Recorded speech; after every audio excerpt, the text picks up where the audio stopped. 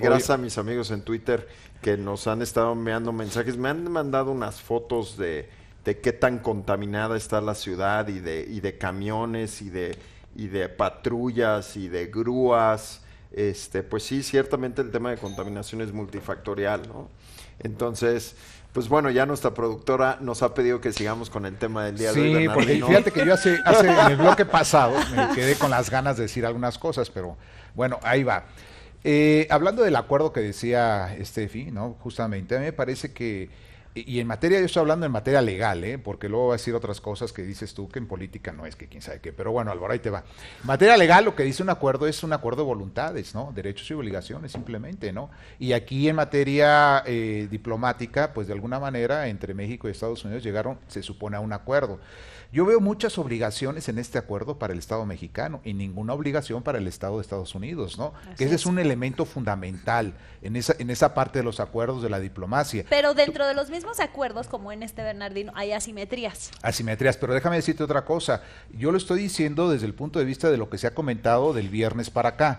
Y se dice hoy, se comenta y se rumora, que justamente en el Senado de la República hoy van a entregar ya el escrito de estos acuerdos, ¿no? Entonces veremos si se publicitan y si se dan a conocer qué tipo de acuerdos se llegaron a dar ya en el papel escrito por parte de Estados Unidos y si hay obligaciones para Estados Unidos en este caso. Que si las hay van a ser mínimas, porque aquí toda la mesa estará de acuerdo hasta ahora, en quien impuso las reglas, no pues fue sí, México.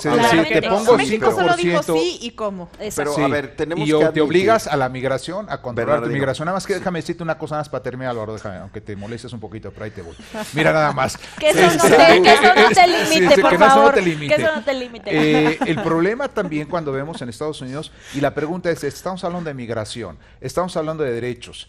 ¿Qué es lo que está pasando con las deportaciones de los mexicanos en la época de Donald Trump hacia México? Es decir, todos los mexicanos que están allá de alguna manera irregular, la casa de mexicanos que ha habido, no tengo ahorita los datos, los estaba yo buscando, pero ¿cuántas veces han sido deportados? ¿Cuántas veces se le han respetado sus derechos? El Estado mexicano, al menos hasta ahora, Steffi, yo no he escuchado cómo los esté defendiendo de esta manera, ¿no? Los migrantes que han llegado allá y que tienen derechos adquiridos, ¿por qué tienen que expulsarlos el Estado de Estados Unidos hacia nuestro país? Porque no están cumpliendo. Y muchos años allá que han, inclusive, hasta donde tengo entendido, han generado también una paga de impuestos a Estados Unidos. Entonces, esa parte el Estado mexicano tampoco la vio, tampoco la está viendo en este momento y tampoco la está argumentando en este momento. Y yo creo que son varios temas en ese ámbito.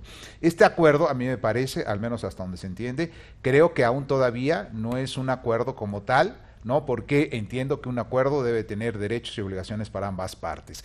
En este caso, Estados Unidos no tiene ninguna obligación y estamos a la condicionante de Estados Unidos totalmente a cada rato. Si no cumples con migración, entonces voy a imponerte esto. Y si no cumples con migración, te voy a imponer esto. Entiendo, Steffi, que la materia electoral y el proceso electoral en Estados Unidos es muy importante, pero ¿por qué tenemos que caer nosotros en el juego de Estados Unidos en ese sentido? Por la simetría. Por la simetría, lo entiendo perfectamente, pero para esto hay una característica importante. Aún todavía está vigente lo que es el Tratado de Libre Comercio. Y hay un apartado en el Tratado de Libre Comercio que dice que cuando se imponen aranceles, sea por una parte, debe haber acuerdo de las dos partes para que se puedan imponer los aranceles, por la cuestión económica, por la cuestión de las finanzas, por lo que sea. Y esto al menos no entiendo Bernardino. hasta ahora por qué no se dijo en esta negociación, no se ha dicho en este momento. Solo nada más para terminar, Álvaro.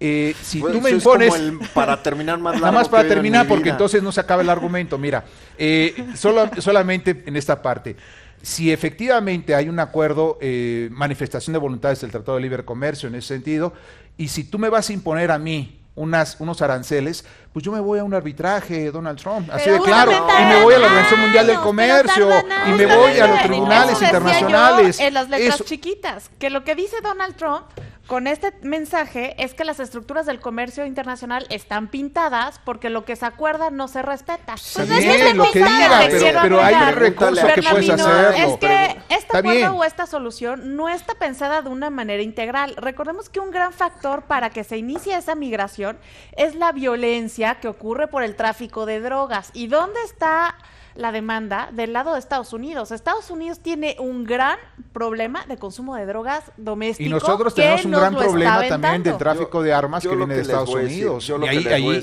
hay otro problema que no podemos atacar también de esa manera. Es muy fácil en toda discusión vilificar un lado.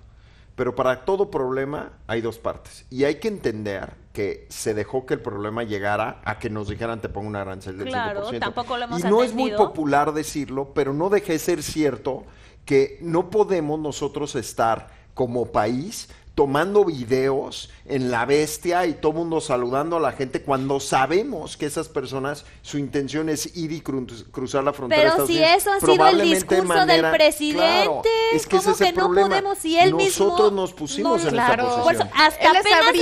Pues hasta apenas la semana que entra le cambió totalmente el discurso y que dijo que había que cumplir la ley y parar a la migración ilegal. Antes de eso, antes de que viniera la amenaza de Trump, su discurso era totalmente y los diferente. Quería incluso, Lili, para el Tren Maya. ¿Te acuerdas que dijo que les iba a dar empleo para el Tren Maya? Tenemos que reconocer cuando que hay mexicanos estamos que no tienen provocando empleo. el problema. Hay que reconocerlo. Ah, no, totalmente, o sea, pero si yo le dije, le estás jalando la cola al gato, pero un día después de que... gigante. Exacto, un día después de que sale con Trump con la amenaza, al otro día yo me acuerdo que en la mañanera vuelve a decir el presidente que las puertas abiertas en México y que son bienvenidos. Que son bienvenidos, y métete las estadísticas, Bernardino, del ICE, ¿no? Esta organización, esta institución americana encargada de seguridad y policíaca, de sacar a la gente fronteriza.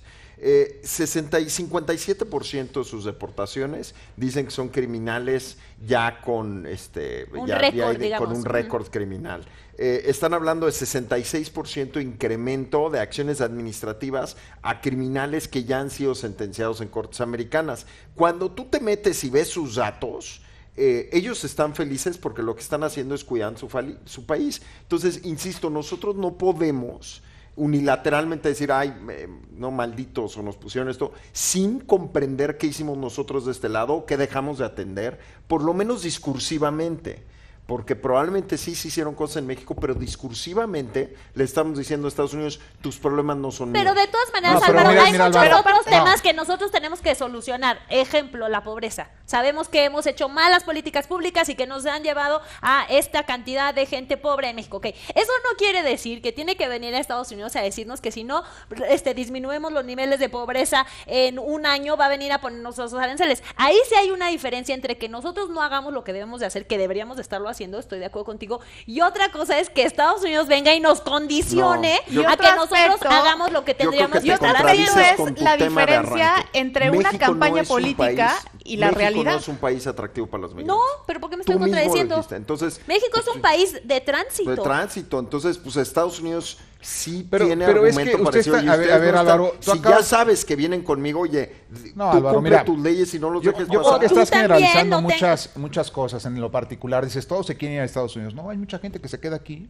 y trabaja, y yo conozco a muchos extranjeros que trabajan honradamente y están trabajando aquí. Yo no tengo problema con también la no es migración. esa parte, o sea, también México es muy atractivo para que puedan trabajar muchos extranjeros aquí, ordenadamente, estoy hablando legalmente. Tú has estado en el extranjero, creo que todos estamos en el extranjero, y legalmente estando allá, te comportas y tienes trabajo si es que lo logras y lo buscas o te impulsa una empresa. Pero volvemos al tema de que no todo el mundo está buscando integrarse, claro, por eso tampoco hay que buscar un trabajo, ahora, echar si raíces. no tienes trabajo, ¿cómo le vas a hacer para subsistir de una manera honrada? Ahora, Eso va a si ser el país un problema no de tiene, inestabilidad si el país doméstica no en el tiene mediano plazo. ¿Cómo absorber en términos de empleo? Porque aquí se nos está olvidando que también hay un factor de empleo.